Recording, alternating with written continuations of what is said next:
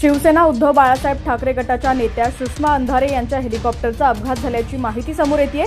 सुदैवानं सुषमा अंधारे हेलिकॉप्टरमध्ये बसण्याआधी हा अपघात झाल्यानं त्या सुखरूप आहेत। हेलिकॉप्टर क्रॅश कशामुळे झाला याचं कारण समोर आलेलं नाहीये। दुर्घटनेत कोणतीही जीवितहानी झालेली नाहीये।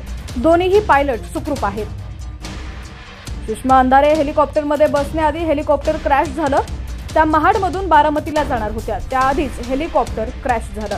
हेलिकॉप्टर सुषमा अंधारे यांच्यासमोरच क्रॅश झालं। हेलिकॉप्टरचे तुकडे झालेले आहेत। या हेलिकॉप्टरमधून पायलटला सुखरूप बाहेर काढण्यात आलेलं आहे। हेलिकॉप्टर क्रॅश नंतर सुषमा अंधारे यांनी आपण सुखरूप असल्याचं सांगितलंय। माझ्यासह कॅप्टन आणि असिस्टंट आणि माझा लहान भाऊ विशाल गुप्ते आम्ही सगळे सुखरूप आहोत, चिंता नसावी असं त्यांनी म्हटलेलं आहे।